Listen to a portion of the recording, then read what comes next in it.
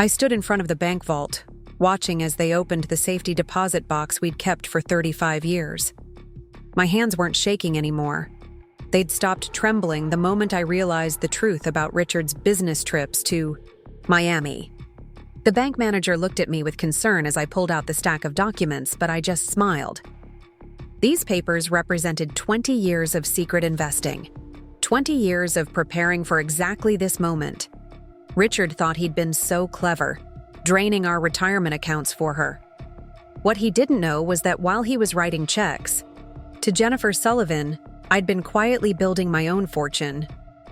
Sometimes the best revenge isn't served cold, it's served with compound interest. Before we jump back in, tell us where you're tuning in from, and if this story touches you, make sure you're subscribed, because tomorrow, I've saved something extra special for you. The morning started like every other Tuesday for the past 15 years. I poured Richard's coffee into his favorite mug, the one with "World's Best Husband" printed in fading letters, and set it precisely where he liked it on the breakfast table. 2 sugars, splash of cream, newspaper folded to the business section. He came downstairs at exactly 7:30, his gray hair still damp from the shower, wearing the same style of polo shirt he'd worn since retiring from Thompson Industries 3 years ago. "Good morning, dear," I said, placing his whole wheat toast on the plate. He grunted in response, already absorbed in checking his phone. I'd grown used to these wordless mornings, accepted them as part of our routine. After 35 years of marriage, what was left to say over breakfast? I busied, myself wiping down the already spotless counters, stealing glances at him. Richard Thompson, the man who'd built a construction empire from nothing, who'd provided us with this beautiful home on Maple Street, who'd promised me we'd travel the world together once he retired. Instead, he spent most days at his office, downtown, claiming he needed to keep an eye on things, even though James Cooper, his partner, was more than capable of running the business. "Maggie, we need to talk about the vacation fund," Richard said suddenly, not looking up from his phone. "I've had to make some adjustments to our portfolio. Market volatility, you understand." My stomach tightened, but I kept my voice steady. "What kind of adjustments?" "Nothing major. Just moving some assets around. You know I handle these things." He finally looked at me, offering that practiced smile that had charmed me decades ago. "Trust me, everything's fine. You worry too much." I nodded, returning to my cleaning. Trust me, how many times had I heard those words? How many times had I pushed down the nagging feeling that something wasn't right? Richard had always managed our finances. He was the businessman, after all. I was just a retired high school English teacher who'd spent 30 years correcting grammar and teaching Shakespeare to teenagers who'd rather be anywhere else. The doorbell rang, interrupting my thoughts. Richard glanced at his watch, frowning. Who could that be at this hour? "I'll get it," I said, grateful for the distraction. I opened the door to find a young delivery driver holding a small package. "Delivery for Richard Thompson," he said cheerfully. "Signature required." I signed the electronic pad and took the box, noting the return address. Tiffany and Cubber's, Miami, Florida. My heart skipped a beat. Richard's birthday wasn't for months, and we hadn't ordered anything from Tiffany's. "Who was it?" Richard called from the kitchen. "Just a delivery," I replied, staring at the package. "Want me to open it?" "No." His response was sharp, immediate. "I mean, no thank you, dear. I'll handle it. Probably something for the business." He appeared in the hallway, practically snatching the box from my hands. His face was flushed, and I noticed a bead of sweat on his forehead despite the cool morning air. "Everything all right?" I asked. "Of course. Why wouldn't it be?" He forced another smile. "Listen, I've got an early meeting. Jerry from Miami is in town, wants to discuss a potential project." Miami. There was that city again. Richard had been taking more trips there lately, always for business opportunities or investment seminars. He'd return looking refreshed, Tanned, talking about the beautiful weather and promising that we'd vacation there together soon. "Will you be home for dinner?" I asked, watching him tuck the Tiffany's box under his arm. "Not sure. Don't wait up if I'm late." He grabbed his keys and headed for the door without his usual perfunctory kiss goodbye. The house felt different after he left. Emptier somehow, like the walls themselves knew something I didn't. I tried to shake off the feeling, telling myself I was being paranoid. This was Richard, my husband of 35 years. We'd built a life together, raised 2 children who now lived across the country with families of their own. We had dinner with the Hendersons every second Saturday, played bridge at the country club, attended St. Mary's Methodist Church every Sunday. But the Tiffany's box nagged at me. In all our years together, Richard had never been one for expensive jewelry. He was practical, focused on building our retirement nest egg so we could live comfortably in our golden years. Just last month, he'd lectured me about spending too much on a new garden hose. I found myself in his home office, not entirely sure why I was there. Everything was meticulously organized, as always. File cabinets lined one wall, his diploma from Ohio State hung above the desk, family photos arranged precisely on the bookshelf. I ran my finger along the desk surface, finding no dust. Maria, our cleaning lady, had been here yesterday. My eyes fell on his laptop, closed but not shut down. I could see the power light glowing. Without thinking, I opened it. The screen came to life, showing his email inbox. Most were business-related: construction permits, supplier invoices, correspondence with James. But one subject line made my breath catch. "Can't wait to see you again, Jennifer." My finger hovered over the mouse. This was wrong. I trusted Richard. We'd weathered every storm together. The early years when money was tight, the stress of building his business, the teenage rebellions of our children, the loss of both our parents.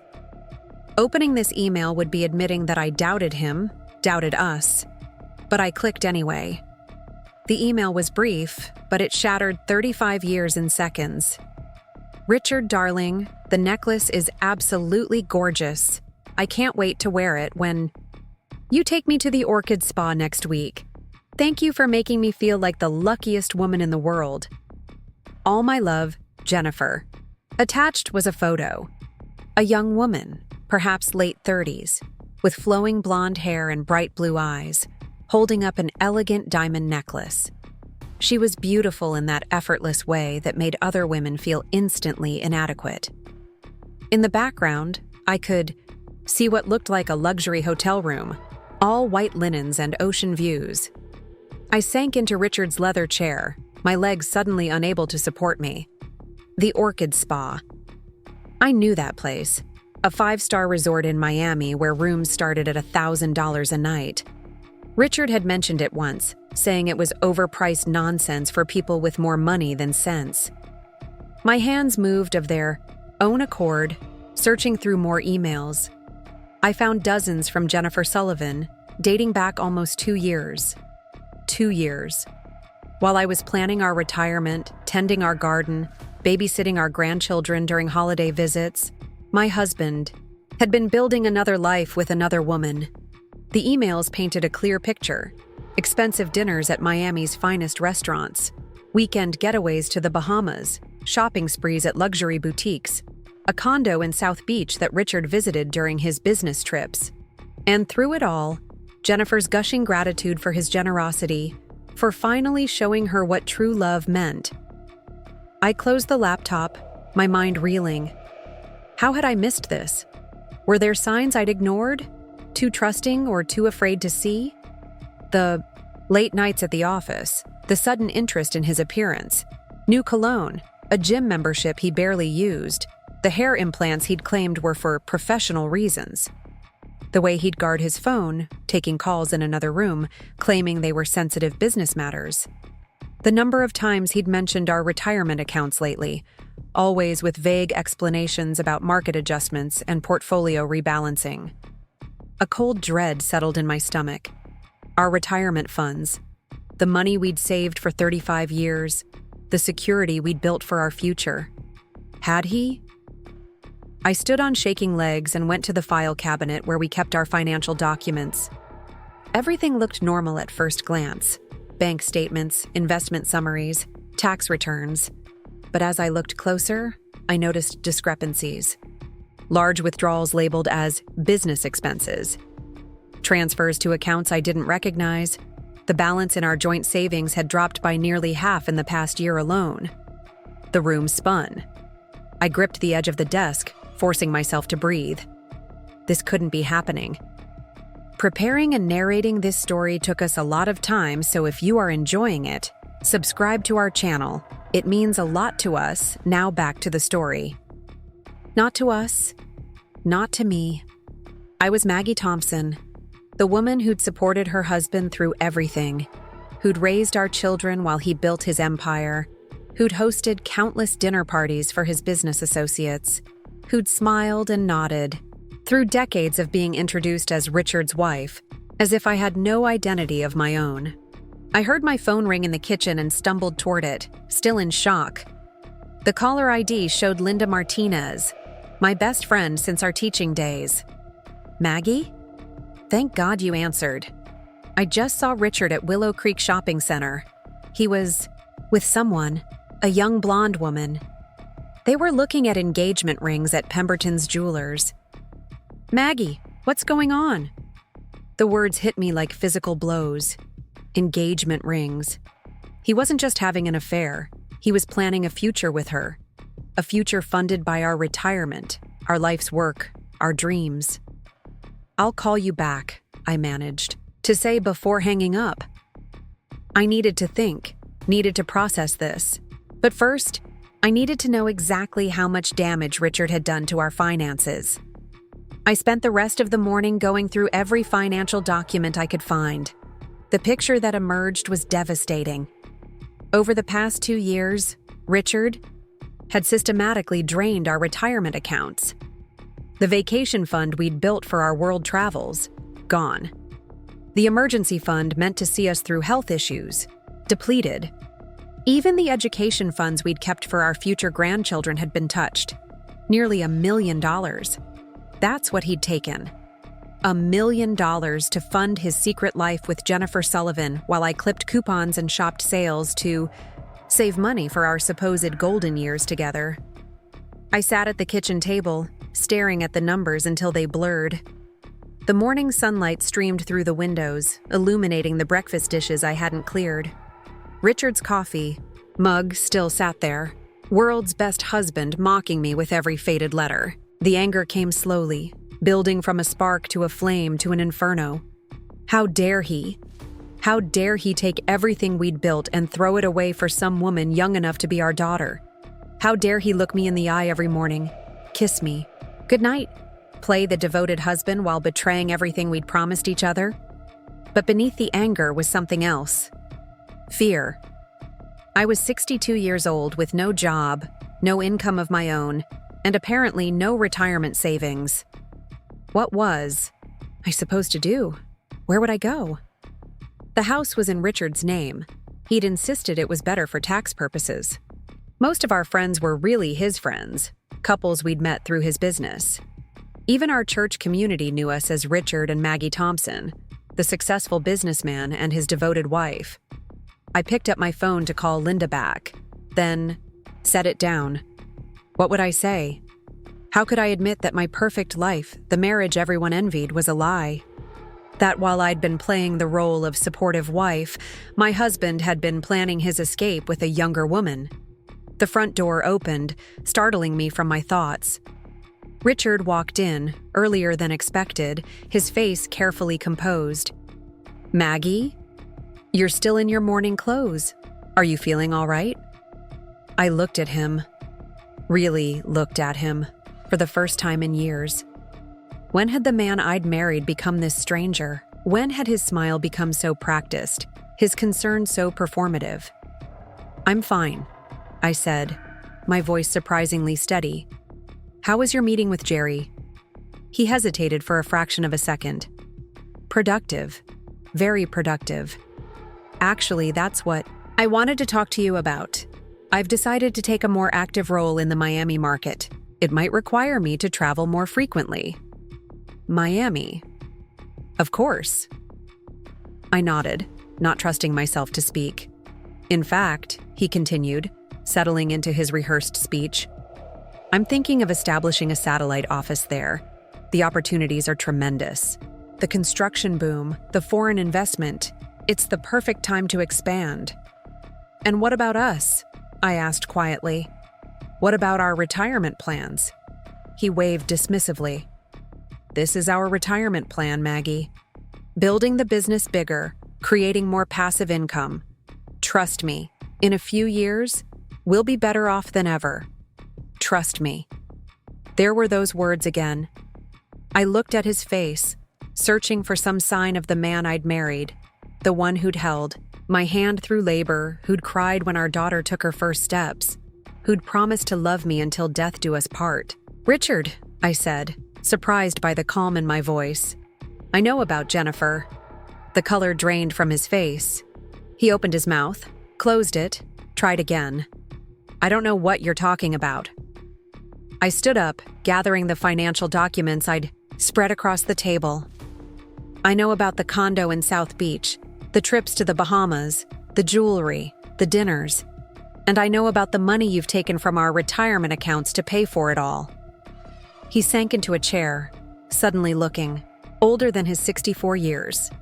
Maggie, you don't understand. It's not what you think.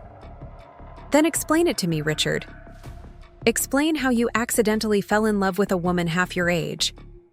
Explain how you accidentally spent $1 million of our retirement savings on her. Explain how you accidentally destroyed 35 years of marriage. He rubbed his face with both hands, a gesture I'd seen 1,000 times when he was stressed about business. When he looked up, there were tears in his eyes. Real or performed? I couldn't tell anymore. I never meant for it to happen, he said. Jennifer, she understood me in a way. She made me feel young again, alive. With you, everything was routine, predictable. We'd become roommates, not lovers. Roommates? Is that what he called the woman who'd raised his children, managed his household, supported his dreams, shared his bed for 35 years? Roommates. So you decided to plan a future with her, I said, using our money, our life savings. His expression shifted, defensive now. It's my money, Maggie. I earned it. I built the business. You've lived a comfortable life because of my hard work. There it was. The truth he'd probably believed all along. His money, his business, his life. I was just an accessory, a supporting character in the Richard Thompson success story. I see, I said quietly. And what happens now? What's your plan for the woman who's been your roommate all these years? He straightened. Businessman mode activated. I've spoken with my attorney. We'll handle this fairly. You'll be taken care of. The house will need to be sold, of course, but I'll make sure you have enough to rent a nice apartment. Maybe something near the children. A nice apartment. After 35 years, 2 children, countless sacrifices, and unwavering support, I was being offered a nice apartment, like a loyal employee being pensioned off. I gathered the financial documents, my movements careful and deliberate. And Jennifer? What are your plans with her? He had the audacity to look embarrassed. We're planning to marry. Once everything is settled. She's pregnant, Maggie. I'm going to be a father again. The room tilted. Pregnant. Of course she was. What better way to secure her claim on a 64-year-old millionaire than to give him the second chance at fatherhood his ego craved? I walked past him toward the stairs, needing distance, needing air, needing to think. His hand caught my arm. Maggie, please. We can handle this like civilized people. There's no need for drama. I looked at his hand on my arm, then at his face. No need for drama. After discovering my husband's 2-year affair, the theft of our retirement funds, His plans to marry his pregnant mistress. No need for drama. "Let go of me, Richard." He did, stepping back. "I'll stay at a hotel tonight. Give you time to process. We'll talk tomorrow about the details." "Yes," I said. "We certainly will." I went upstairs to our bedroom, his bedroom now, I supposed, and sat on the bed we'd shared for 35 years.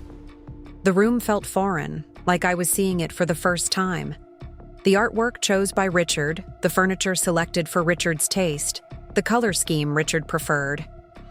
Where was I in this room? In this house? In this life? My phone buzzed, Linda again. This time I answered. "Maggie, what's going on? Are you okay?" "No," I said. And the admission felt like freedom. "No, I'm not okay. But I will be." "What happened? What did you find out?"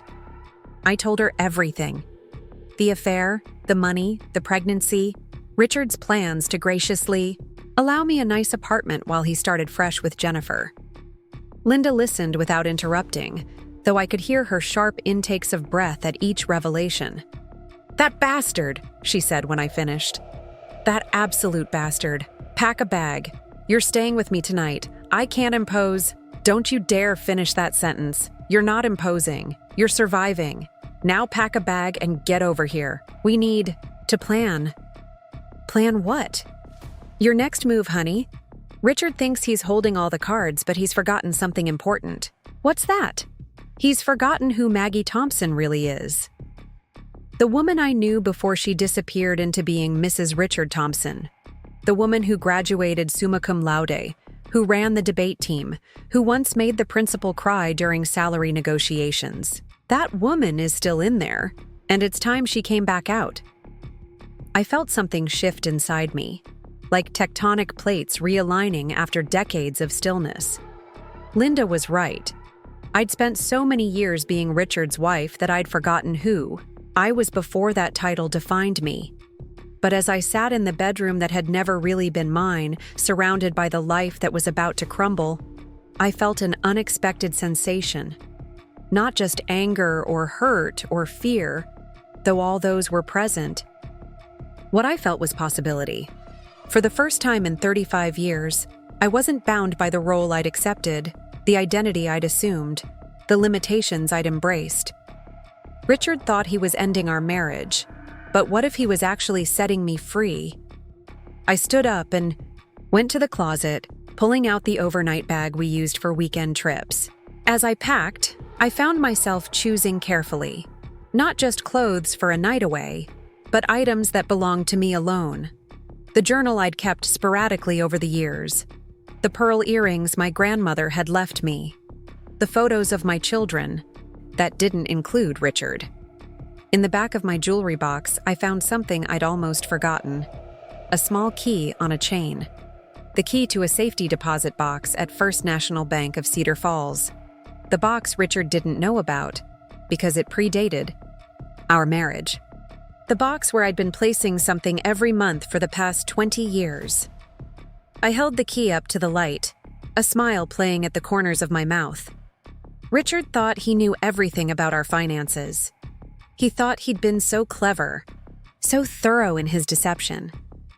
But Richard had forgotten something crucial about the woman he'd married. Before I was Mrs. Richard Thompson, I was Margaret Ellen Walsh.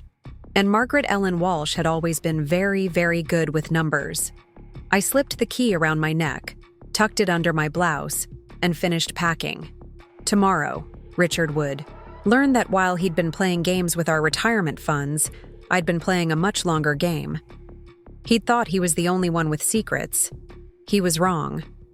I arrived at Linda's house just as the sun was setting, painting the sky in shades of orange and pink that seemed too beautiful for such an ugly day.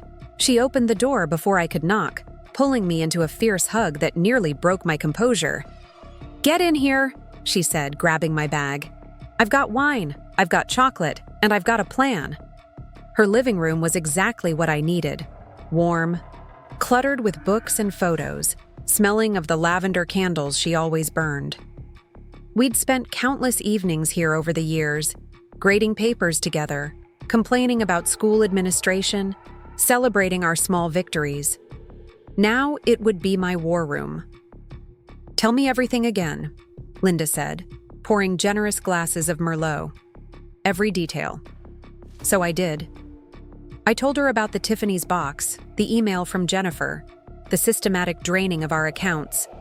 I showed her the photos I'd taken of the financial documents before leaving. With each revelation, her face grew darker. "The pregnancy announcement," she said when I finished, "that's his insurance policy. He thinks it makes him untouchable, gives him the moral high ground somehow. I have to think of my new family now." I can hear him saying it. She was right. Richard had always been strategic, even in his cruelty. A pregnant girlfriend wasn't just a midlife crisis. It was a calculated move to position himself as the responsible one, the man making hard choices for his future child. "What I don't understand," Linda continued, "is how he thought he'd get away with it. You've been married 35 years. You're entitled to half of everything." I took a long sip of wine. "That's where it gets complicated. The business is structured as a corporation.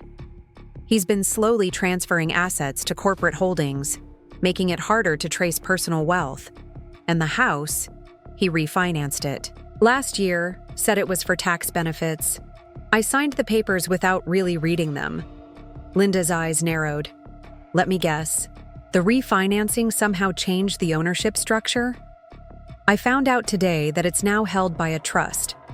A trust that lists Richard as the primary beneficiary and his children, our children, as secondary beneficiaries. I'm not mentioned at all. The planning that must have taken, the premeditation. He'd been preparing for this exit for at least 2 years, maybe longer. While I was planning our retirement trips, he was planning his escape route. But Maggie," Linda said carefully, "what about your teaching pension? Your retirement account from the school district?" I smiled for the first time that day. "Those are safe, separate from our joint finances. It's not much, but it's something. And then there's something else." "What's something else?" I touched the key hanging around my neck. "Do you remember my grandmother? Eleanor Walsh? The one who raised you?" "Of course. You used to talk about her all the time when we first started teaching. She died the year before I married Richard. Left me a small inheritance. Not much. About $50,000. Richard wanted me to put it into our joint savings. Help. With the down payment on our first house." "But you didn't?" "I kept $10,000 for the house. The rest." I opened my own investment account. Richard never knew.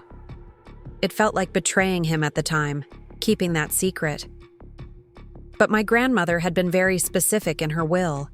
She said the money was for me alone, for my future security. She'd been widowed young, you see, knew what it meant for a woman to be left with nothing. Linda leaned forward. "You've been investing for 35 years? Not just investing, learning. Reading every financial book I could get my hands on, taking online courses. I started conservative, index funds, bonds. But as I learned more, I got strategic. Tech stocks in the 90s, real estate investment trusts, cryptocurrency when it was still a gamble. Some failed, but others." "How much?" Linda whispered. "I haven't checked the exact total recently, but at last count, it was approaching 3 million. She nearly dropped her wine glass. 3 million? Maggie, that's incredible. Why didn't you ever tell me? Because I convinced myself it was wrong. Keeping secrets from my husband, having my own money. It went against everything I'd been taught about marriage, about trust. So I buried it, pretended it was just a little emergency fund, only checked the statements once a month, late at night when Richard was asleep. But you kept investing." "I did. It became almost automatic. Every month I'd transfer a little money from my teaching salary before it hit our joint account. Birthday. Money from my parents. The cash prizes from those teaching awards. Even the money I saved with coupons and sales.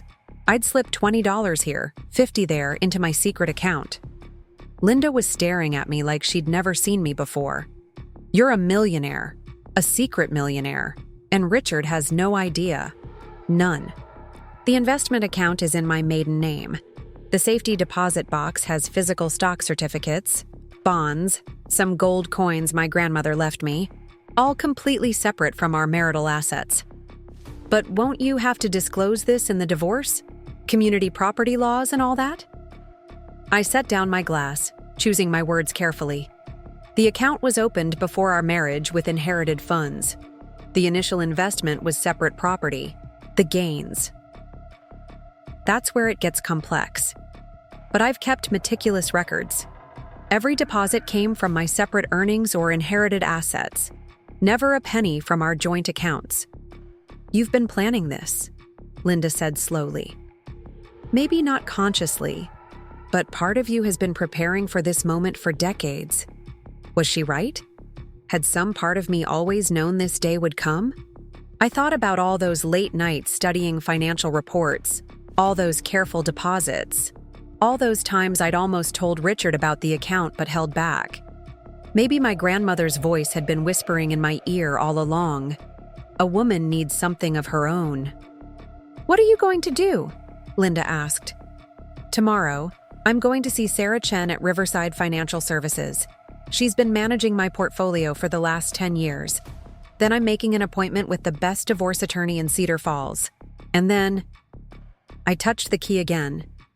Then I'm going to visit my safety deposit box and take inventory of exactly what I have. Linda raised her glass. To Eleanor Walsh, who knew her granddaughter would need more than a good recipe for pot roast to survive in this world. We clinked glasses, and I felt tears prick my eyes. Not from sadness or fear, but from something else entirely. Relief. For 35 years, I'd carried the weight of that secret, that guilt. Now it didn't feel like betrayal anymore. It felt like salvation.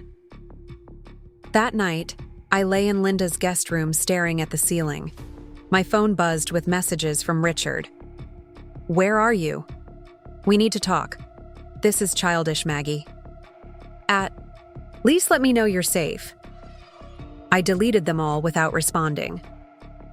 At midnight, an email arrived from an unfamiliar address. Jennifer Sullivan 2010 gmail.com. My finger hesitated over the delete button, but curiosity won.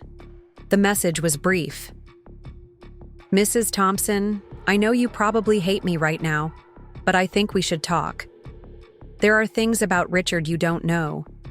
Things about our relationship that might surprise you. I'm not the enemy you think I am. If you're willing to meet, I'll be at the Blue Door Cafe tomorrow at 2 p.m. Jennifer. I read it 3 times, trying to decipher the tone. Was this a manipulation? A peace offering? A trap? What could she possibly have to say that would matter now? I barely slept, my mind churning through possibilities. When morning came, I found Linda already in the kitchen, making breakfast. You look like hell, she said, sliding a cup of coffee across the counter. Richard's girlfriend wants to meet with me. Linda nearly dropped the spatula. What? Why? Please tell me you're not considering it. I don't know. Maybe I am. Aren't you curious what she has to say? I'm curious about a lot of things. Doesn't mean I stick my hand in a hornet's nest to find out. She's probably trying to negotiate, make sure you don't come after the money Richard gave her. Maybe. Or maybe there's more to the story. I showed her the email. What could she mean by things about Richard I don't know? Linda read it, frowning. It's manipulation, Maggie. She's trying to position herself as an ally, make you think you're both victims of Richard's behavior. Classic. Technique. You're probably right, I agreed, but I'd spent 35 years not questioning things, not looking deeper, accepting surface explanations. That approach had led me here. Maybe it was time to hear all sides of the story, even the uncomfortable ones. The morning passed in a blur of phone calls. Sarah Chen confirmed she could see me that afternoon. The attorney Linda recommended had a cancellation, and could meet tomorrow. The bank confirmed my safety deposit box was intact and accessible anytime during business hours. Just before noon, my daughter Emily called. "Dad told me you left him," she said without preamble. "He says, you're having some kind of breakdown. Do I need to come home?" I closed my eyes, gripping the phone. "What exactly did your father tell you? That you found some work emails from a female colleague and completely overreacted? That you're being paranoid and irrational? He's worried about you, Mom. He says you won't return his calls." Richard had already started spinning the narrative. I was the hysterical wife, the menopausal woman making mountains from molehills. He'd probably told our son the same story, called our friends, painted himself as the concerned husband dealing with his wife's mental health crisis. "Emily," I said carefully, "your father has been having an affair for 2 years. He spent our retirement savings on his girlfriend. She's pregnant. He's planning to marry her. These aren't paranoid delusions. I have proof." Silence on the other end. Then, "Oh my God. Mom, I'm so sorry. I should have known he was lying. The way he was talking about you, it didn't sound right. What do you need? Do you want me to come home?" "No, sweetheart. Stay with your family. I'm handling this. I have support here.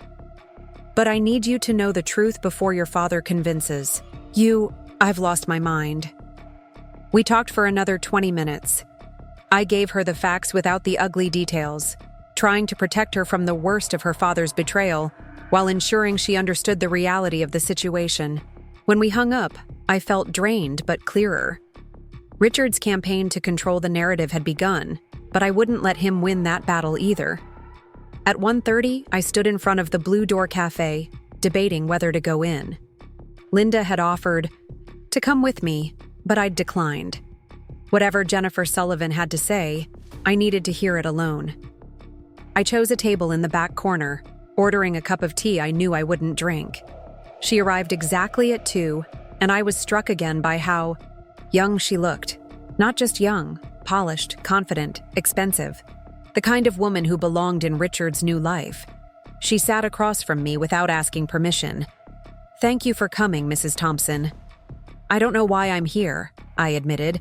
"I don't know what you could possibly say that would matter now." She pulled out her phone, scrolling through photos. "I know you think I'm just some gold-digging mistress who stole your husband, but that's not the whole story. Look." She showed me a photo of herself with an older man, both smiling at what looked like a company event. "That's my father, Frank Sullivan. He owned Sullivan Construction until 5 years ago when your husband bought him out. The buyout was supposed to set my family up for retirement. Instead, it destroyed us." I frowned, vaguely remembering the Sullivan acquisition. Richard had been excited about it, calling it the deal of a lifetime. "What do you mean, destroyed you?" Richard structured the deal so that most of the payment was in company stock. Then he manipulated the books, made it look like the subsidiary was failing. The stock became worthless. My father lost everything, had a heart attack 6 months later. The stress killed him. I stared at her, trying to process this. "Are you saying your affair with Richard was..." "What? Revenge?" "At first, yes," she admitted. "I got a job at a firm that worked with Richard's company, made sure we met at business events. I planned to seduce him, get evidence of his actual finances, prove he'd defrauded my father. But then what? Then I realized I wasn't the first. Richard has a pattern, Mrs. Thompson. Young women in vulnerable positions, employees, clients' daughters, interns. He makes them feel special, spends money on them, promises them the world. Then when they get too attached or threaten to talk, he pays them off or destroys their credibility. My tea sat untouched, growing cold. How many? That I know of? At least 6 in the last 10 years. I have names, dates, even some settlement. Agreements. He's very careful, very legal. NDAs, payoffs disguised as consulting contracts. Nothing technically illegal, just morally bankrupt. And you? You're different because you're pregnant? She laughed bitterly. I'm not pregnant. I've never been pregnant. That's just Richard's latest lie to justify leaving you. He thinks it makes him look noble, the older man taking responsibility for his actions.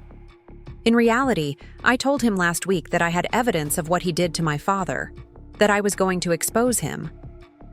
The pregnancy story is his way of discrediting me, making me look like a desperate woman trying to trap him. I felt the room spin slightly. None of this made sense, yet somehow it all did.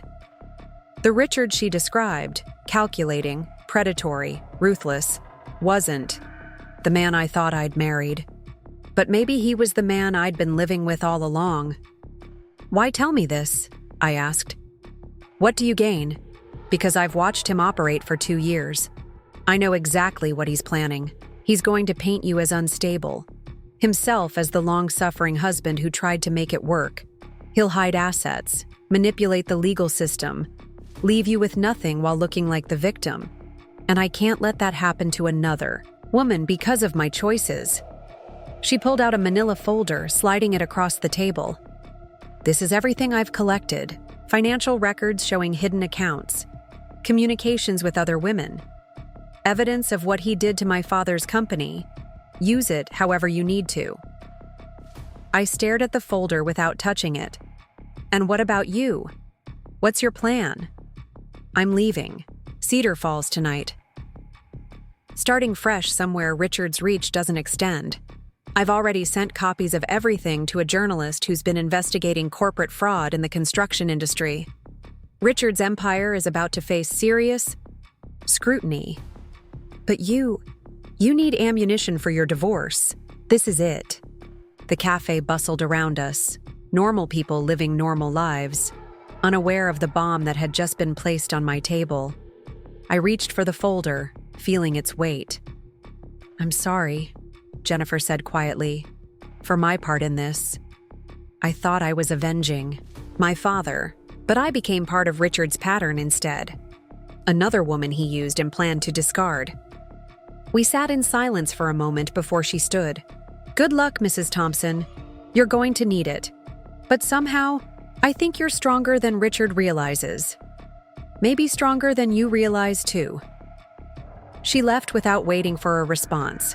I sat alone with the folder, my cold tea, and the wreckage of everything I thought I knew about my life. But underneath the shock and betrayal, something else was stirring. Not just anger, though that was there too, but a strange kind of clarity. Richard had spent years, maybe decades, carefully constructing his image, his business, his perfect life. He'd used me as a prop in that construction, a supporting character who never questioned the script. But props don't have secret investment accounts. Supporting characters don't have ammunition. I picked up the folder and left the cafe. It was time to visit Sarah Chen and find out exactly what kind of resources I had for the battle ahead. Richard thought he knew who he was divorcing, the submissive wife who'd spent 35 years in his shadow. He was about to meet Margaret Walsh. The offices of Riverside Financial Services occupied the top floor of the newest building in downtown Cedar Falls. Sarah Chen had decorated her corner office with a blend of modern efficiency and personal warmth. Clean lines and advanced technology softened by family photos and a collection of jade plants. "Margaret?" She greeted me warmly. "Come in, sit down. I have to say, I was surprised to get your call. Is everything all right?" I settled into the leather chair across from her desk. "No, Sarah. Everything is not all right. I'm getting divorced, and I need to understand exactly what I have in my portfolio." Her expression shifted from concern to professional focus. "I see. And does your husband know about these accounts?" "No, and I'd like to keep it that way for now." She nodded, turning to her computer. "Let me pull up your complete portfolio." While she typed, I studied her wall of diplomas and certifications. Sarah had been recommended by a colleague years ago, someone who knew I was looking for discreet, professional financial advice. She'd never asked why I kept my investments separate from my husband's, never judged my need for financial privacy. "Here we are," she said, rotating her monitor so I could see. "As of today's market close, your total portfolio value is $3,247,000. Seeing the number on the screen made it real in a way my mental calculations hadn't. 3.2 million. Enough to buy a house outright. Enough to live comfortably for the rest of my life.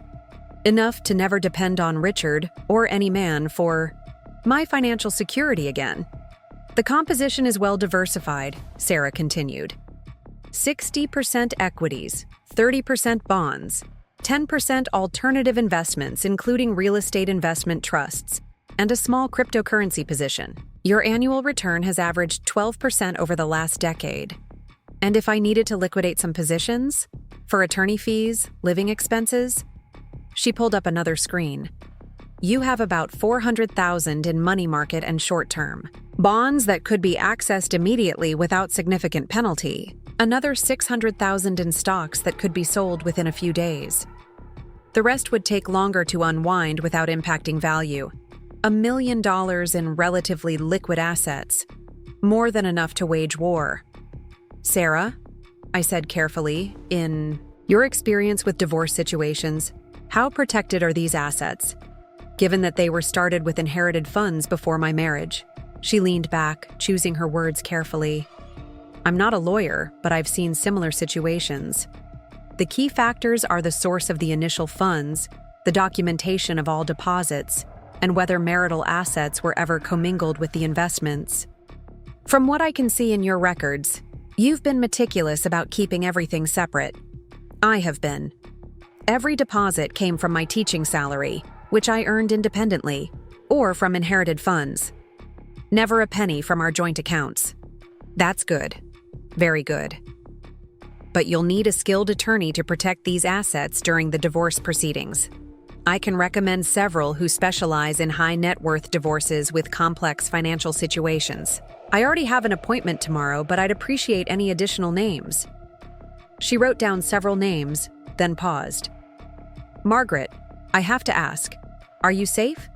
In situations like these, when significant assets are involved." "I'm staying with a friend. He doesn't know where I am, and he has no idea these accounts exist." "Good. Keep it that way for now. And if you need to move money quickly for any reason, safety, legal fees, whatever, call me day or night." She handed me a card with her personal cell number written on the back. After leaving Sarah's office, I drove to First National Bank of Cedar Falls. The safety deposit box area was quiet, private. The bank officer checked my identification, had me sign the access log, then led me to the vault. Box 447 had been mine since before my marriage, paid for automatically each year from my secret account. Inside, I found exactly what I expected. Stock certificates from companies that had grown exponentially over the decades: Apple, Microsoft, Amazon. Bonds that had matured and been reinvested. Gold coins my grandmother had collected during the Depression. And in a sealed envelope at the bottom, a letter in my grandmother's careful handwriting. My hands trembled as I opened it. I'd put it here the day before my wedding, following her instructions, but had never read it. "My dearest Margaret, if you're reading this, then life has brought you to a moment of reckoning. I don't know what circumstances have led you here, but I know you're strong enough to face them. I've watched you grow into a brilliant, capable woman. But I've also watched the world try to make you smaller, quieter, more compliant. Don't let it. The money I've left you isn't just currency, it's freedom. It's the power to choose your own path, to leave situations that diminish you, to build a life on your own terms. I married young, loved deeply, and was widowed at 32 with 3 children and no means of support. I learned too late the importance of a woman having resources of her own. I rebuilt my life through sheer determination, but how much easier it would have been with a foundation to build upon. Use this gift wisely, trust yourself, and remember, you are not just somebody's wife, somebody's mother, somebody's anything. You are Margaret Eleanor Walsh, and you are enough. All my love, Grandmother Eleanor. I sat in that small private room and wept, not from sadness, but from recognition. She had seen me, truly seen me, in a way I'd stopped seeing myself. For 35 years, I'd been Richard's wife first, everything else second. I'd made myself smaller to fit into the space he allowed, quieter to avoid disturbing his peace, more compliant to maintain our harmony. But I wasn't just Richard's wife. I was a woman who'd built a fortune in secret, a teacher who'd shaped young minds, a mother who'd raised 2 children to be independent thinkers, a person with her own dreams, ambitions, and capabilities. I carefully returned everything to the box except my grandmother's letter. That I would keep with me. Tomorrow, I would meet with the attorney and begin the process of reclaiming my life. Richard had no idea what resources I possessed, not just financial, but personal. The strength that had allowed me to build wealth in secret. The intelligence that had guided my investments. The patience that had waited 35 years for this moment. He thought he was leaving me with nothing. Instead, he was about to learn that I'd been preparing for this day all along, guided by the wisdom of a woman who'd refused to let the world make her granddaughter smaller. As I left the bank, my phone buzzed with another text from Richard. "Maggie, this is ridiculous. Come home so we can discuss this like adults. You're embarrassing yourself and our family with this behavior." I deleted it without responding, but this time I smiled. Embarrassing myself? No, Richard. I was finally becoming myself. That evening, back at Linda's house, I spread out all my documents on her dining room table. Bank statements, investment, summaries, the contents of Jennifer's folder, my grandmother's letter.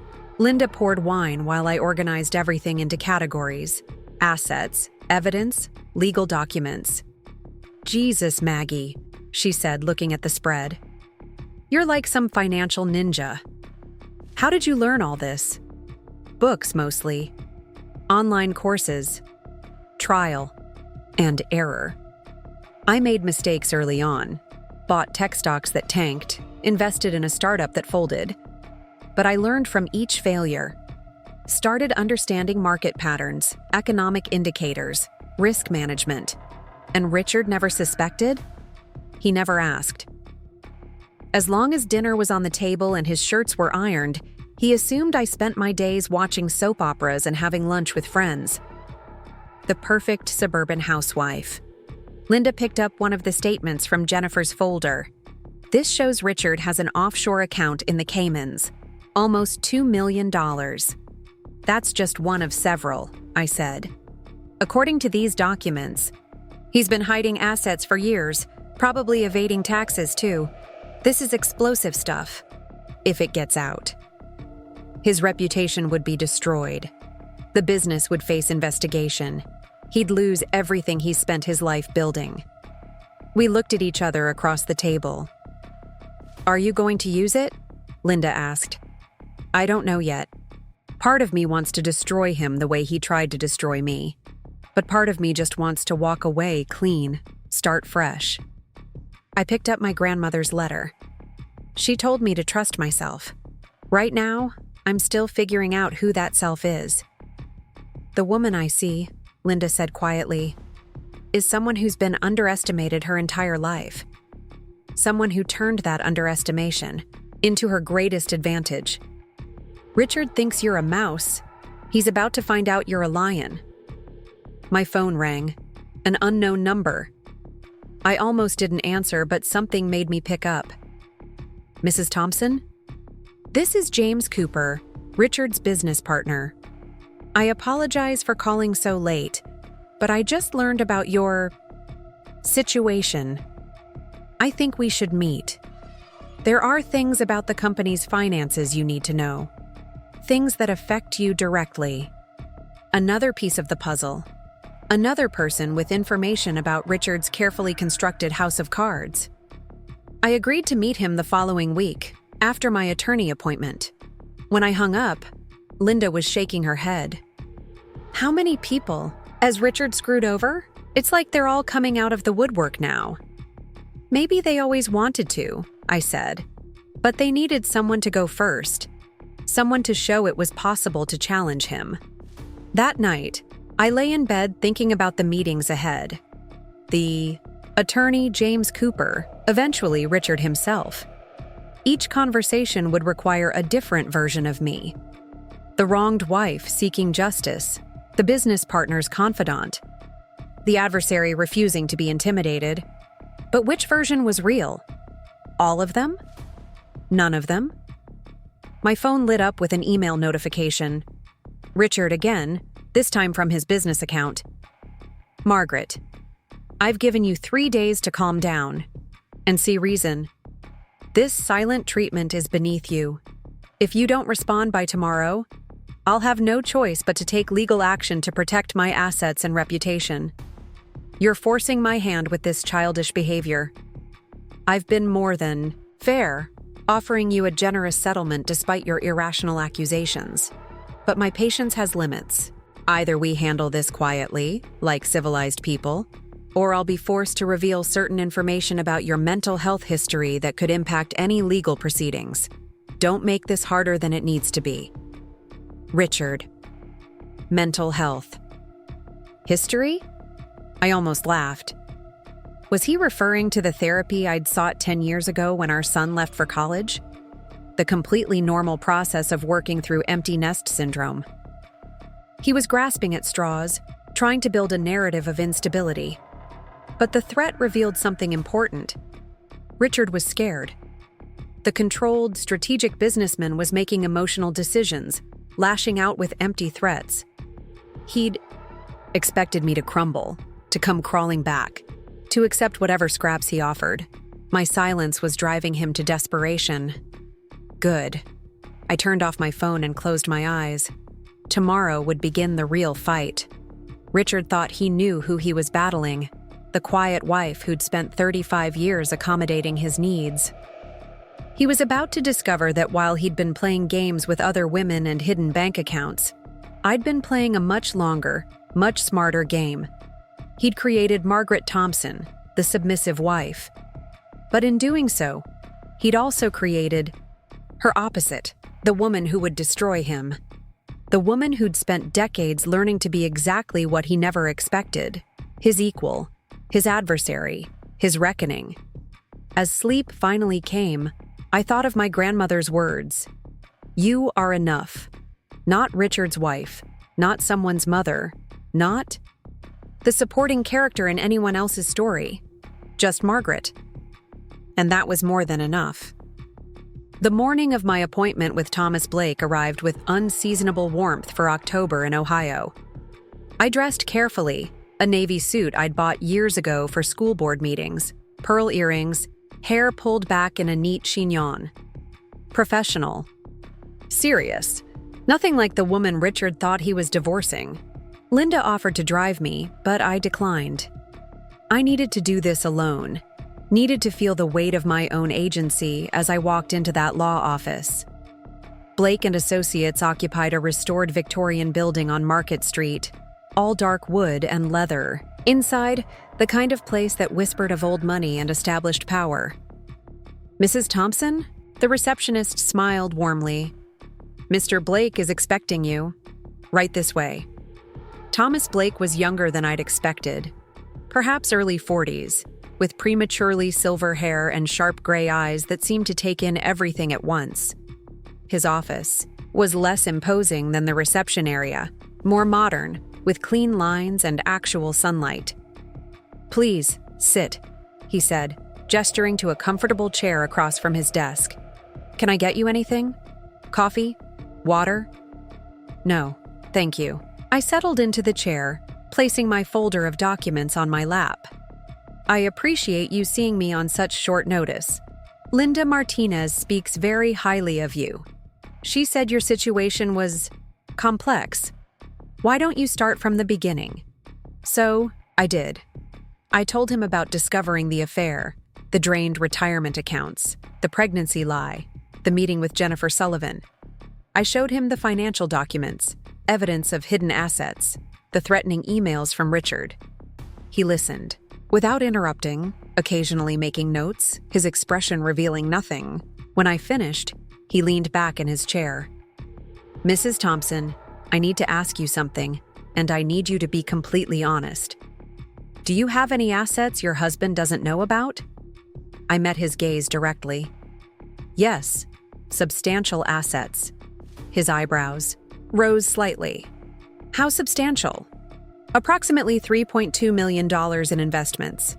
Started with an inheritance before our marriage, grown through careful investing over 35 years.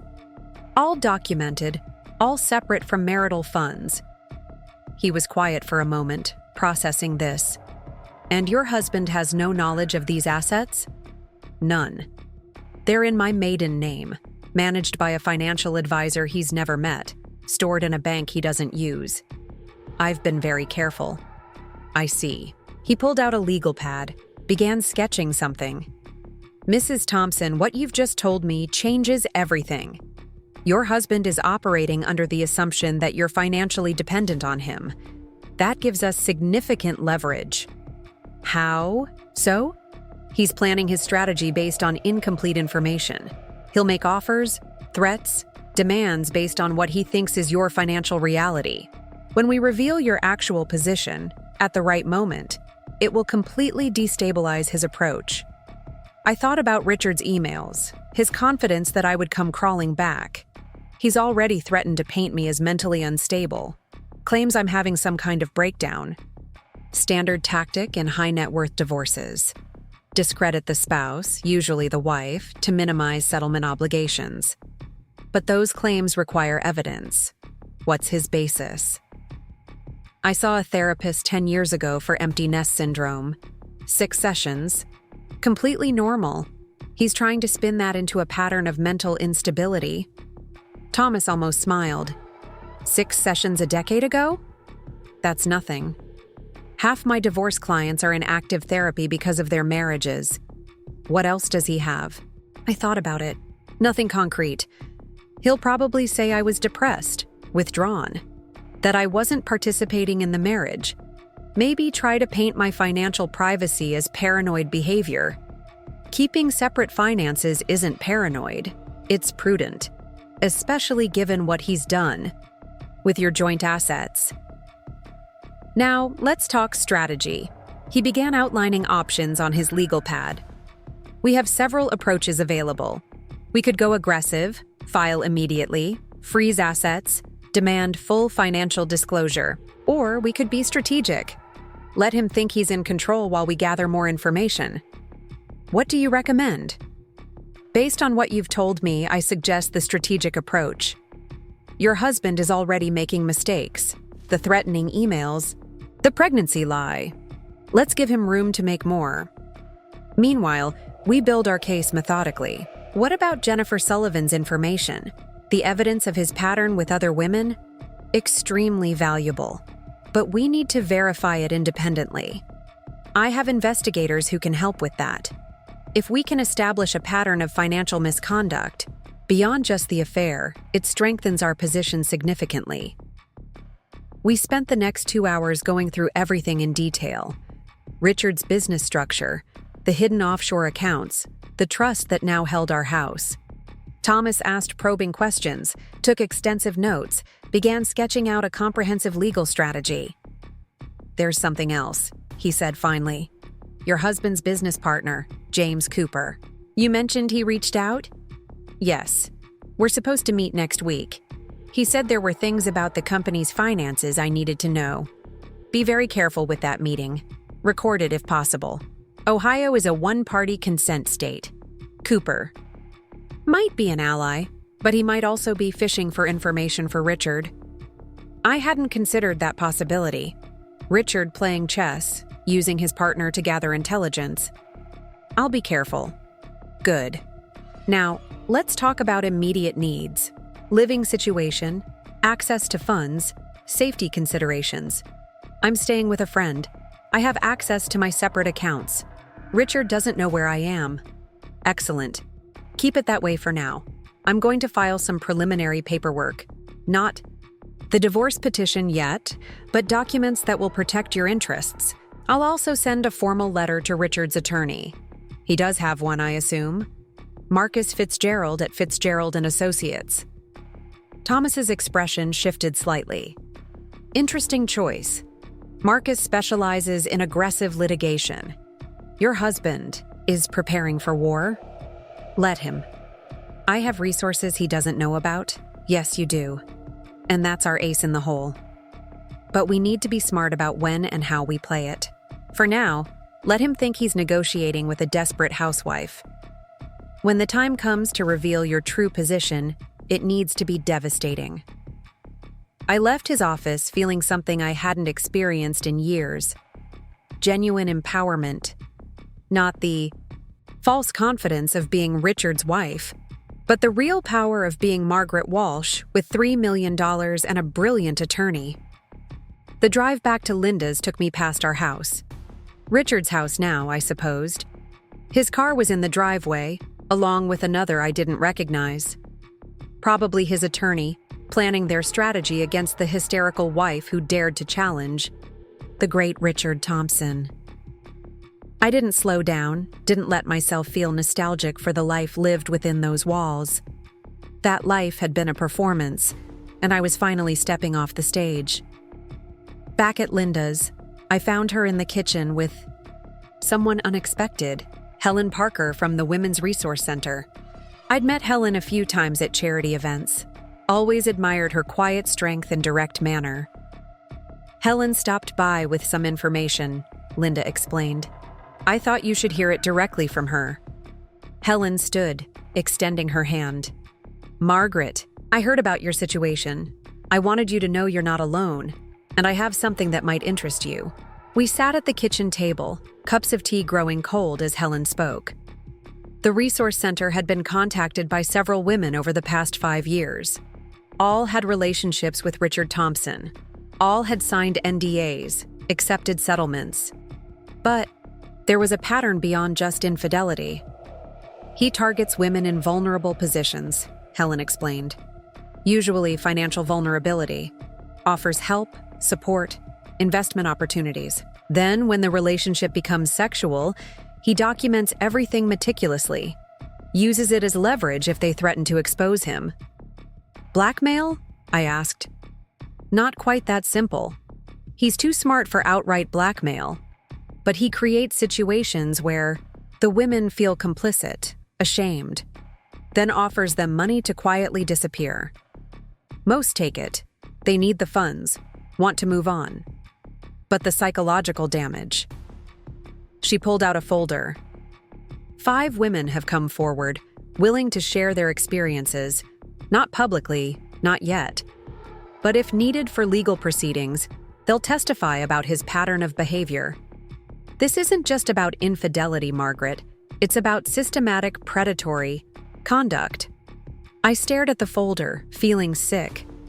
I'd lived with this man for 35 years, shared his bed, raised his children, believed his lies. Who was Richard Thompson, really? Had I ever known him at all? Why didn't anyone say anything sooner? I asked. Each woman thought she was alone. The NDAs prevented them from talking. And Richard's reputation, his standing in the community, who would believe them? It wasn't until word spread about your situation that they started reaching out to us. Linda placed her hand on mine. You're not just fighting for yourself, Maggie. You're giving these women a voice, too. The weight of that responsibility settled on my shoulders. I'd thought this was just about my divorce, my future. But it was bigger than that. Richard had built his empire on more than just business acumen. He'd built it on the silence of women he'd used and discarded. My phone buzzed. A text from an unknown number. This is James Cooper. Can we move our meeting to tomorrow? Something urgent has come up regarding the company. I showed it to Linda and Helen. The urgency suggests something's happening, Helen observed. Maybe Richard's house of cards is starting to wobble. I agreed to meet James the next afternoon at a neutral location, a small cafe in Riverside. The next town over. Close enough to be convenient, far enough to avoid running into anyone from Cedar Falls. That evening, I sat with Linda going through Helen's folder. Each woman's story was different, but followed the same arc. Richard as savior, Richard as lover, Richard as threat, Richard as paymaster. The amounts varied, $50,000 to one woman, $100,000 to another. Enough to buy silence, not enough to ensure security. He calculated everything, I said. Even his generosity was strategic. Linda poured more wine. The question is, how do we use this? It's damning, but it's also delicate. These women have already been through hell. I thought about Thomas Blake's advice. Be strategic, let Richard make mistakes. But this information felt like a nuclear option, something that could destroy not just Richard, but potentially harm these women again by dragging them into the spotlight. My phone rang. Emily, my daughter. Mom, what the hell is going on? Dad just called Jonathan and me talking about psychiatric holds and conservatorships. He says you're having a complete breakdown, that you've disappeared, that he's worried you might hurt yourself. I took a deep breath. Emily, I need you to listen carefully. Your father is lying. I'm not having a breakdown. I found out about his affair, and I'm divorcing him. He's trying to discredit me because I know things about his business practices that could destroy him. Mom, this is crazy. Dad would never... He's been having affairs for years. Multiple women. I have proof. And he's been hiding money, moving assets offshore. Everything you thought you knew about your father is a carefully constructed image. Silence on the other end. Then, where are you? Are you safe? I'm with Linda Martinez. I have a lawyer. I'm handling this properly, legally. But your father is going to try to turn you and Jonathan against me. He's going to paint me as unstable, maybe even dangerous. Don't believe it. We talked for another hour. I gave her enough information to understand the situation without overwhelming her with the ugly details. By the end, she was crying. I'm so sorry, Mom. I should have seen it. The way he talked about you sometimes. I thought it was just marriage stuff. Normal complaints. There's nothing normal about the way your father operates, honey. But this isn't your fault. And I don't want you in the middle of it. Just don't let him convince you I've lost my mind. That's his weapon of choice against women who challenge him. After we hung up, I felt drained. Richard was escalating, trying to turn our children into weapons against me. The man who'd smiled at me over breakfast for 35 years was revealing himself to be someone I'd never truly known. The next morning brought another surprise. A courier delivered a thick envelope from Marcus Fitzgerald's office. Inside was a formal letter demanding I submit to a psychiatric evaluation, citing concerns about delusional behavior and potential danger to herself and others. Art? The letter outlined Richard's version of events. I'd become obsessed with baseless conspiracy theories, accused him of elaborate criminal schemes, disappeared without warning, and was potentially experiencing a severe mental health crisis. He was requesting the court intervene for my own protection. I called Thomas Blake immediately. He laughed, actually laughed, when I read him the letter. This is desperation masquerading as concern, he said. No judge is going to order a psychiatric hold based on a woman discovering her husband's affair and filing for divorce. But it shows Richard's strategy. He's going all in on the mental health angle. What do I do? Nothing. Let me handle this. I'll file a response that makes him look like the unstable one. A man who drains retirement accounts for his mistress, then claims his wife is delusional for noticing? Please. But the letter worried me. Not because it had legal merit, but because it showed how far Richard was willing to go. He wasn't just trying to win a divorce, he was trying to destroy my credibility entirely. I arrived at the Riverside Cafe early for my meeting with James Cooper. I chose a corner booth with a view of the door, my phone set to record as Thomas had suggested. James arrived exactly on time, looking nervous and tired. "Margaret," he said, sliding into the booth across from me. "Thank you for meeting me. I wasn't sure you would after. Everything. You said there were things I needed to know about the company." He ordered coffee, his hands slightly shaking as he stirred in sugar. Richard's been moving money. A lot of money. Not just personal funds, company assets. He's been restructuring everything, creating shell corporations, transferring ownership. I think he's preparing to declare bankruptcy. Bankruptcy? But the company is profitable. I've seen the reports. The reports are fiction. Have been for years. Richard's been cooking the books, inflating profits to secure loans, then moving the money offshore. The company is leveraged beyond belief, if the truth comes out. You're telling me the entire business is a fraud? Not the entire business. We do real work, have real contracts. But the financial structure is a house of cards. And now that you're divorcing him, Richard's panicking. He's trying to extract as much value as possible before everything collapses. I thought about the employees, the contractors, the clients who depended on Thompson Industries. Hundreds of people whose livelihoods were at risk because of Richard's greed. "Why are you telling me this?" I asked. "Because I have a family too, a reputation. I've worked hard for 30 years, and I won't let Richard destroy everything to fund his midlife crisis. And because..." He paused, choosing his words carefully. "Because I've watched him operate for too long. The way he treats people, especially women. It's not right. Do you have proof?" He pulled out a flash drive.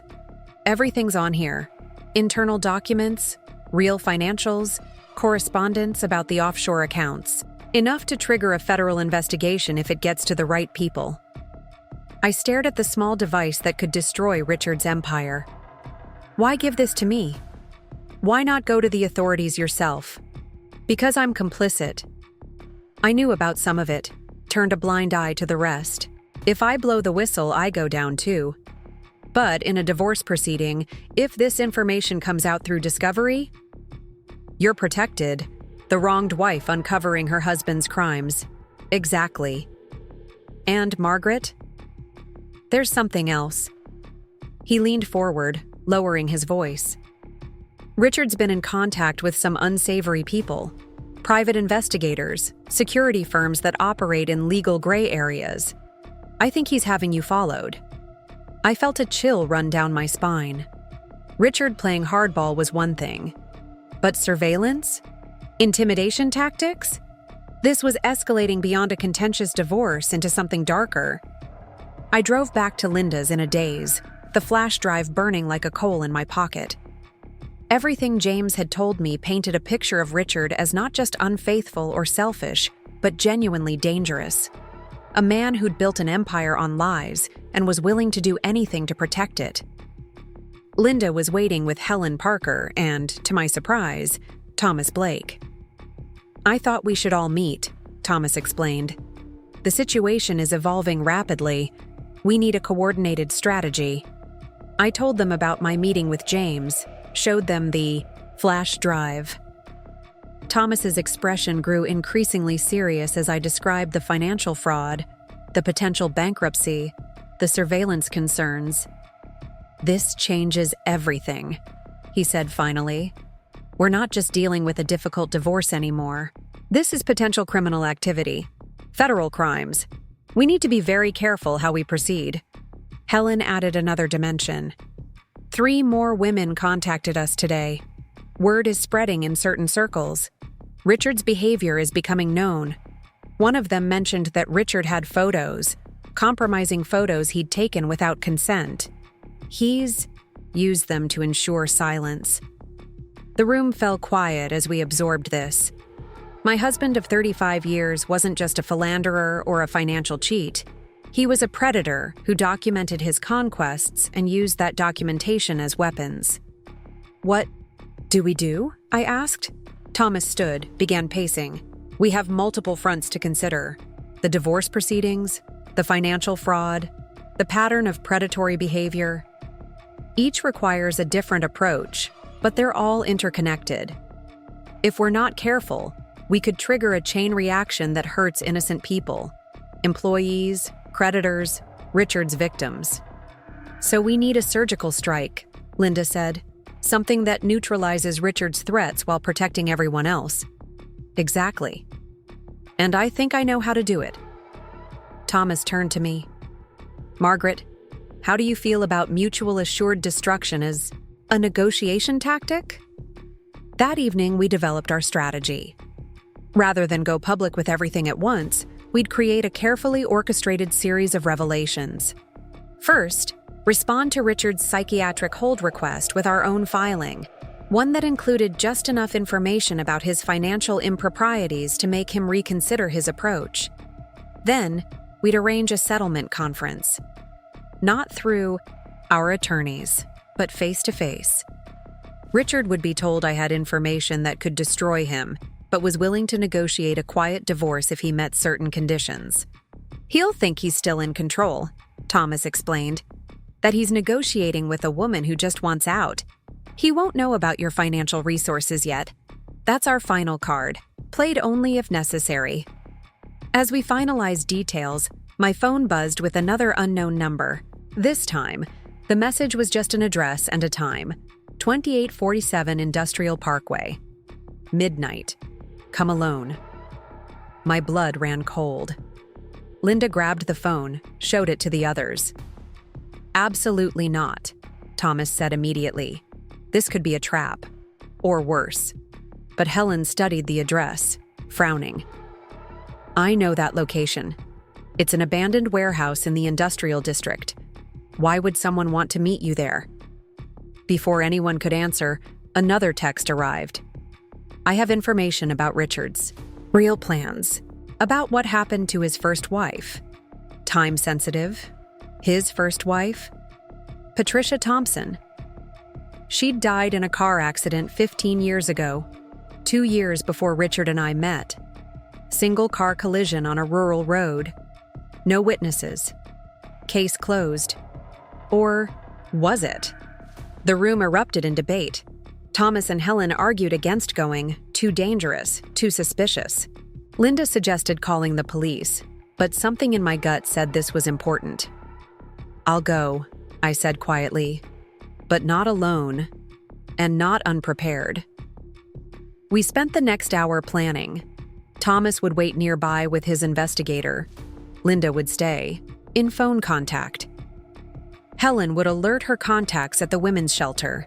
They had security personnel who sometimes helped in dangerous situations.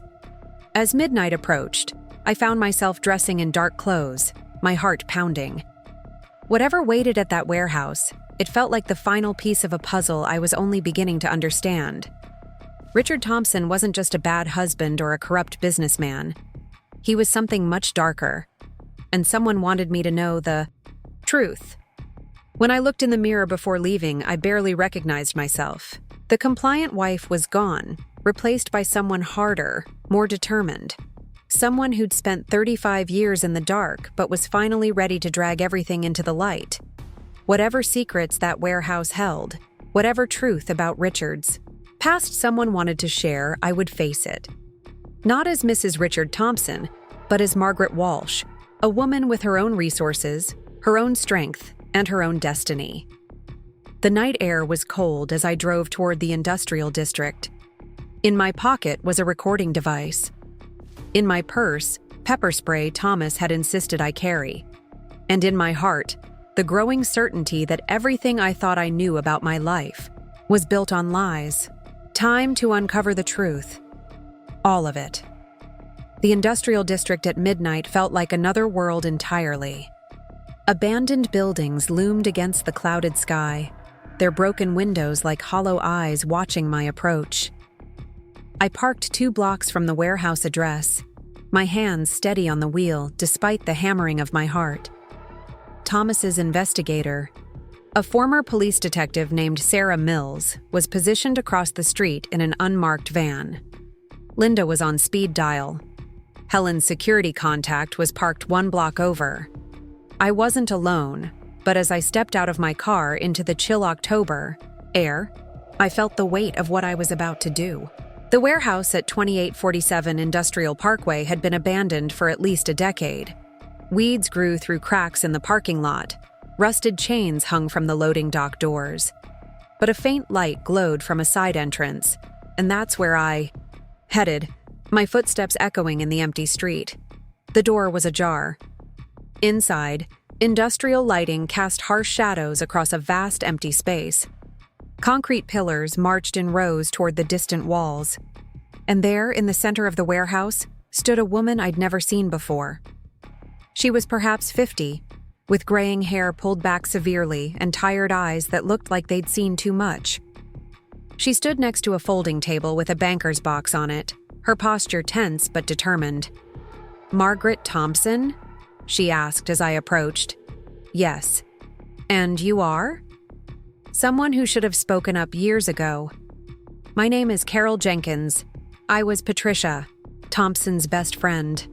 And I know she didn't die in an accident." The words hung in the air between us. I stopped about 10 feet away, studying her face. She looked genuine, scared but resolute. "That's a serious accusation," I said carefully. "It's not an accusation. It's a fact." She opened the banker's box, pulling out folders, photographs, documents. Patricia was leaving Richard. She'd discovered his affairs, his financial manipulations. Sound familiar? I moved closer, drawn by the contents of the box. Why meet here? Why now? Because Richard's getting desperate. When desperate, he becomes dangerous. "I heard about your divorce, about him trying to have you declared mentally incompetent. It's the same playbook he used with Patricia, when she wouldn't back down, when she threatened to expose him." Carol's voice broke slightly. The accident was very convenient. "Do you have proof?" She pulled out a manila folder. Patricia kept journals, detailed records of Richard's behavior, his threats. She gave them to me for safekeeping a week before she died. She was scared, but she thought the legal system would protect her. She was wrong. I took the folder with trembling hands. Inside were pages of Patricia's handwriting, neat, precise, documenting dates, incidents, threats. One entry stood out. "Richard said if I pursue the divorce, I'll regret it. He said accidents happen all the time." The way he looked at me, I've never been so scared. "There's more," Carol continued. She hired a private investigator, found out about Richard's connections to some very dangerous people. Construction is a cash-heavy business, easy to launder money. Richard wasn't just building houses. He was cleaning money for organized crime. My legs felt weak.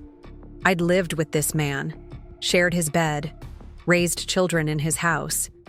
And while he'd been, what? A murderer? A criminal? "Why didn't you go to the police?" I asked. "I did. They said there was no evidence of foul play. Single car accident, rural road, probably fell asleep at the wheel. Case closed." And then, she paused, choosing her words. "Then I started getting visits. Suggestions that I should let the past stay buried. For my own health." I understood. Richard's connections, his reach, extended far beyond what I'd imagined. Carol had been threatened into silence. But something had changed her mind. "You're taking a huge risk meeting me," I said. "I'm dying. Cancer. Terminal. I've got maybe 6 months. What can they do to me now? But you're in the same position Patricia was, and I won't watch it happen again." She pulled out another document. "This is the name and contact information of the FBI agent who was investigating Richard's money laundering connections. The case was dropped after Patricia died, but Agent Martinez always suspected there was more to the story. He's retired now, but he'd talk to you." I stared at the paper. This was beyond divorce court, beyond financial fraud. This was criminal, conspiracy, possible murder, federal crimes. David versus Goliath didn't begin to cover it. "There's something else," Carol said, She reached into the box one more time, pulling out a small jewelry box. Patricia was wearing this when she died. The police returned it with her effects. But look closely. Inside was a delicate gold locket. I opened it to find 2 photos. Patricia with her children. But behind the photos was a tiny key. Safety deposit box, Carol explained. Different bank than the one Richard used. Patricia moved documents there just before she died. Things that proved Richard's criminal connections. The box rental was prepaid for 20 years. No one's opened it since. Why give this to me? Because you're going to succeed where Patricia failed. You're going to bring him down. And this time, he won't see it coming. I closed my hand around the locket, feeling the weight of Patricia's legacy. 2 wives, same pattern, but this time would be different.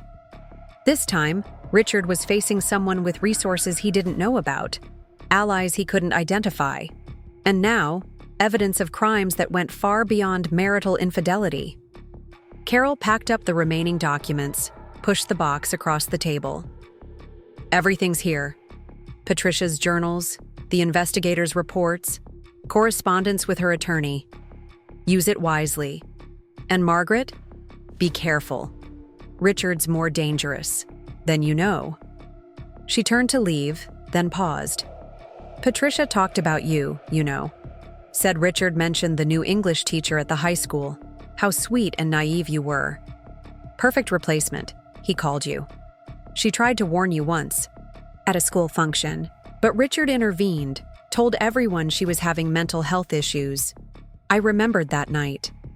A school fundraiser, Richard's first wife approaching me, her eyes urgent, starting to say something before Richard appeared and gently led her away. I'd thought she was drunk. Instead, she'd been trying to save me from her fate. After Carol left, I stood alone in the warehouse, surrounded by shadows and secrets.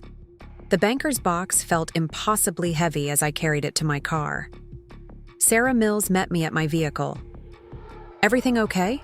she asked, eyeing the box. "No, nothing's okay.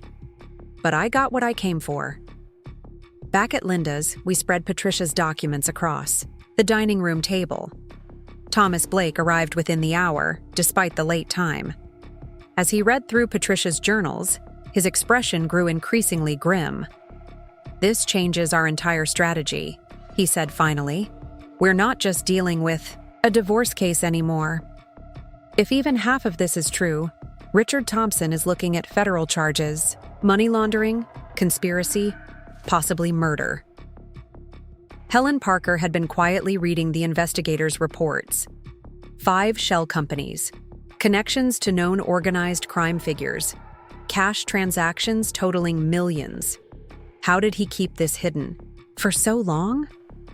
By being respected, charitable, the perfect businessman and family man.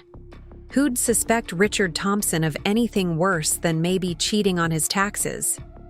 Linda held up a photograph from the box. It showed Richard with several men at what looked like a construction site.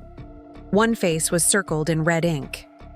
Patricia identified him as Vincent Torino, she said, reading the notation on the back. Suspected mob enforcer. Died in a construction accident 3 months after this was taken. The room fell silent. We were mapping out something far darker than anyone had imagined. Richard wasn't just a predatory husband or corrupt businessman. He was connected to organized crime, possibly complicit in murder. "We need to go to the FBI," Helen said. Thomas shook his head. "Not yet. We need to be strategic. If we go to the authorities now, Richard will know we have this information. He'll run, or worse, he'll act. We need to protect Margaret first." "He's right," Sarah Mills added. "In my experience, cornered criminals are the most dangerous. We need to box Richard, and completely before revealing what we know." We spent the next 3 hours developing a new strategy. Patricia's key would be retrieved from the locket. Her safety deposit box would be opened, but quietly, with Thomas obtaining a court order sealed from public view. The FBI agent, Martinez, would be contacted discreetly. Meanwhile, the divorce proceedings would continue as planned. Richard would be allowed to think he was still in control, still negotiating with a desperate housewife. But behind the scenes, we'd be building a case that would destroy him utterly. As dawn light began creeping through Linda's windows, exhaustion hit me like a wave. But underneath the fatigue was something else. A fierce determination Patricia, Thompson had never gotten to feel. She'd died trying to escape Richard. I would succeed where she'd failed. That afternoon, I met with Thomas and a court-appointed official at First National Bank of Riverdale, a small institution 2 towns over, from Cedar Falls. The key from Patricia's locket fit perfectly. Inside the safety deposit box were documents that made everything Carol had shared seem understated. Financial records showing money flowing through Thompson Industries from known criminal enterprises. Photographs of Richard with organized crime. Figures. Correspondence discussing construction projects that were clearly code for money laundering operations. And most damning, a recording Patricia had made of Richard threatening her life. Thomas's face was pale as he listened to Richard's voice on the old cassette tape. "You think you can divorce me? Take my children? Expose my business? Accidents happen, Patricia. Cars crash. People disappear. You have no idea who you're threatening." "This is a smoking gun," Thomas said quietly, combined with her death 2 weeks later. No prosecutor would call it coincidence. But the most shocking discovery was a letter from Patricia to Richard's next wife. She'd known he would remarry, known he would find another woman to play the role she was escaping. The letter was addressed simply, "To the woman who comes after me." I read it with shaking hands. "If you're reading this, then I'm gone and you've discovered the truth about Richard Thompson. I pray you're stronger than I was, smarter than I was, and that you have allies I didn't have. Richard killed me. Maybe not with his own hands, but he arranged it. Just as he's probably planning something for you now. Don't underestimate him. Don't think the law will protect you. Don't believe his tears or his promises. He's a monster wearing a human mask. But I believe you can do what I couldn't. I believe you can bring him down. Use everything in this box. Find Agent Martinez. Expose it all. And please, don't let my death be meaningless. Save yourself. Save the next woman. Stop him. Patricia Thompson." I folded the letter carefully, tears streaming down my face. Patricia had thought of me before. She'd ever met me, had tried to protect me even as she faced her own death. Her courage, her foresight, demanded justice. "We need to move fast," Thomas said. "Once we start this process, there's no controlling where it goes. Are you prepared for what's coming?" I thought about the question. Was I prepared to destroy the father of my children? To expose 35 years of marriage as a lie? To potentially put myself in mortal danger? To become the center of a scandal that would rock Cedar Falls? "Yes," I said firmly. "Patricia prepared me. She gave me the weapons. Now, I need to use them." The next week moved at lightning speed. Agent Martinez, now retired but still connected, was more than willing to reopen his investigation. The evidence from Patricia's safety deposit box gave him everything he'd lacked 15 years ago. Federal investigators began quietly looking into Thompson Industries. Subpoenas were prepared but not yet served. Surveillance was established on Richard and his associates. The net was drawing tight, but slowly, carefully. Meanwhile, the divorce proceedings continued their charade. Richard's attorney scheduled a settlement conference, confident they were negotiating from a position of strength. Richard still believed he was dealing with a hysterical wife who could be bought off with a modest settlement. The meeting was set for a Friday afternoon at a neutral location, a conference room at the Cedar Falls Hilton. I dressed carefully, the same navy suit I'd worn to meet Thomas Blake. But now I accessorized it with Patricia's locket, her photos visible when I opened it. a reminder of what was at stake. Richard was already there when I arrived, flanked by Marcus Fitzgerald and another attorney I didn't recognize. He looked confident, patronizing, every inch the successful businessman dealing with an annoying but minor problem. "Maggie," he said smoothly as I sat down, "I'm glad you've come to your senses. This whole situation has gotten out of hand." "Has it?" I kept my voice neutral, my face calm. Marcus Fitzgerald opened a folder. "We're prepared to offer a generous settlement. The house in Florida, the vacation property, $500,000 in cash, monthly alimony of $3,000 for 10 years. All you need to do is sign a comprehensive NDA and agree to make no public statements about the marriage or Richard's business affairs." I almost laughed. The Florida house was worth maybe $200,000. The cash settlement wouldn't even cover what Richard had stolen from our retirement accounts. It was insulting, but exactly what I'd expected. "I have a counteroffer," I said quietly. Richard smiled indulgently. "Of course. What would you like? 600,000? 4,000 a month?" "I want to be fair, Maggie." I opened my briefcase, pulled out a single folder, and slid it across the table. Inside were select documents from Patricia's collection. Not enough to reveal everything, just enough to watch the color drain from Richard's face. "My offer is simple," I said. "You transfer all marital assets to me.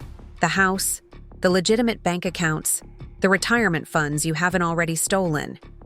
You resign from Thompson Industries. You leave Cedar Falls. And you never contact me or our children again." Marcus Fitzgerald started to object, but Richard held up a hand, his eyes fixed on the photos of him with Vincent Torino, the financial records showing money laundering, Patricia's journal entries. "Where did you get these?" His voice was barely a whisper. "Does it matter? What matters is what I do with them. Accept my offer, and they stay private. Refuse, and copies go to the FBI, the IRS, the State Attorney General, and the Cedar Falls Gazette. This is blackmail," Marcus said. "No," I replied. "This is negotiation. Your client has committed federal crimes.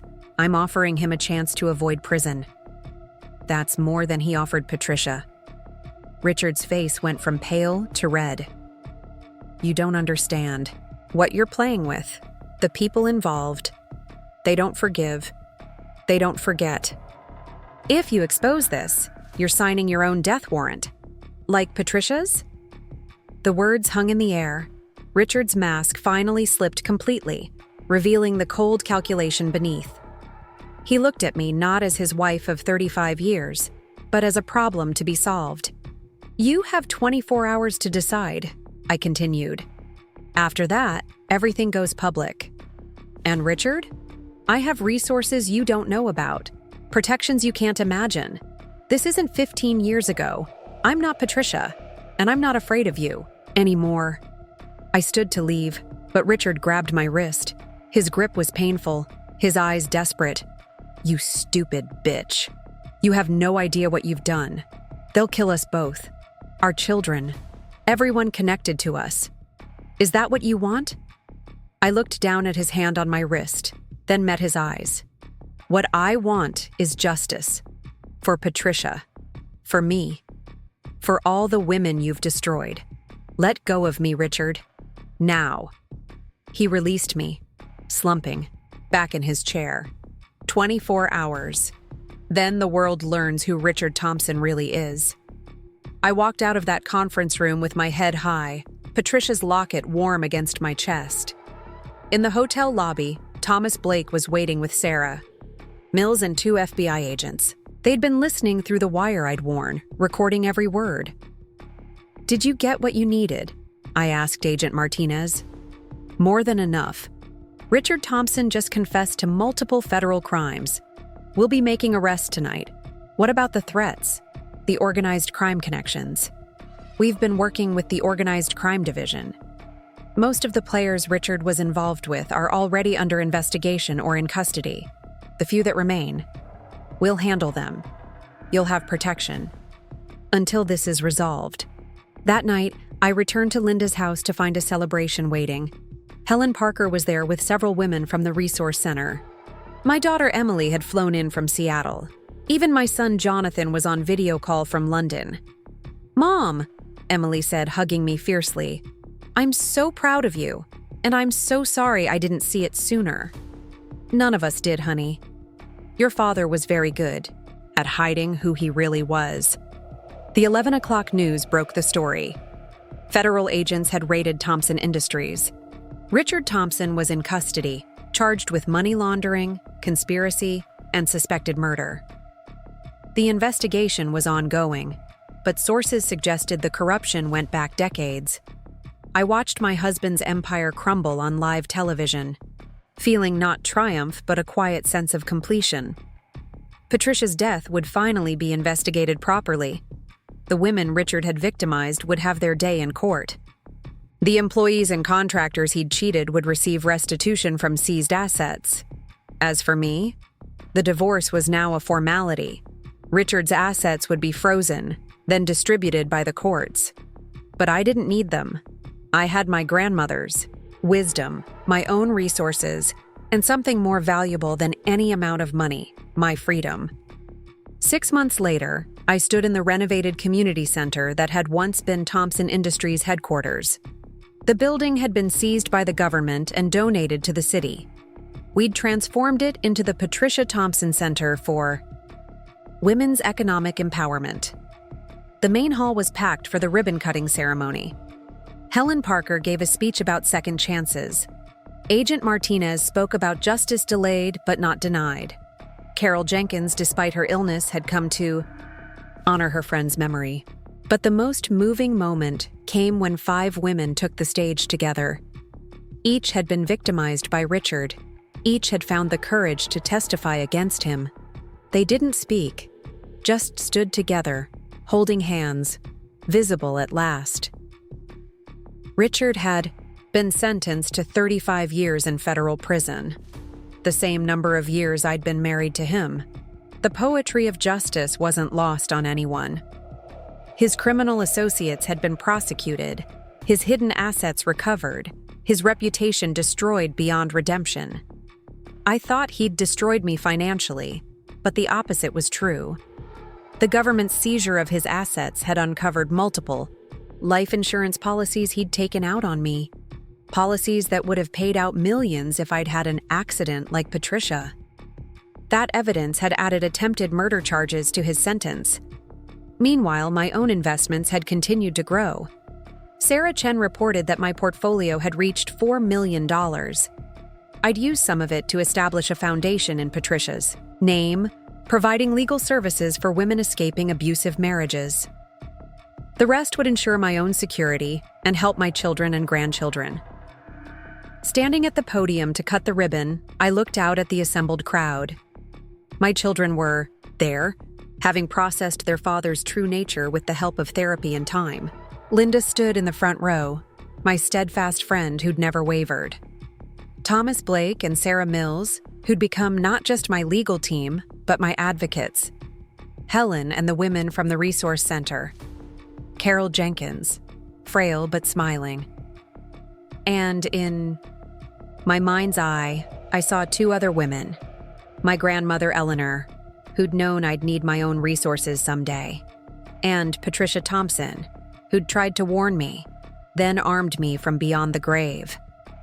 "This center honors Patricia Thompson," I said into the microphone. "A woman who saw the truth and paid the ultimate price for trying to expose it. But it also honors every woman who's been told she's too emotional, too unstable, too difficult. Every woman who's been financially controlled, emotionally manipulated, or physically threatened. Every woman who's been erased from her own story."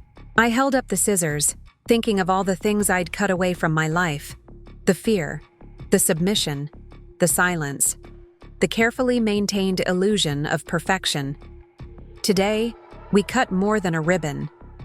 We cut the chains that bind us to toxic relationships. We cut through the lies that keep us trapped. We cut our own path forward. The ribbon fell away, the crowd cheered, and the Patricia Thompson Center officially opened. Inside, women would learn financial literacy, receive legal advice, access mental health services, and build the kind of independent resources that could save their lives. That evening, I sat in my new home, a modest but beautiful cottage I'd purchased with my own money. No more mansions built on criminal foundations. No more kitchens where I'd served a monster his morning coffee. Just a simple space that was entirely mine. On my mantle sat 3 photographs: my children at their college graduations, my grandmother on her wedding day, and Patricia Thompson with her children. 3 generations of women, each finding their own way to survive and thrive. My phone rang. Emily, calling to check in as she did every evening now. "Hi, honey," I answered. "Hi, Mom. How was the opening?" "Perfect. Your father would have hated it." She laughed, and I realized how rarely I'd heard that sound during my marriage. Richard had controlled us all, in ways we were only beginning to understand. "Mom?" Emily said after a pause. "I've been thinking about changing my name, back to Walsh. Would that be okay?" I smiled, touching Patricia's locket around my neck. "That would be more than okay, sweetheart. Margaret Walsh has a nice ring to it, don't you think?" After we hung up, I poured a glass of wine and stepped onto my back porch. The sun was setting over Cedar Falls, painting the sky in brilliant oranges and purples. Somewhere in a federal prison, Richard Thompson was learning what it meant to be controlled, confined, silenced. Somewhere in whatever comes after, Patricia Thompson was finally at peace.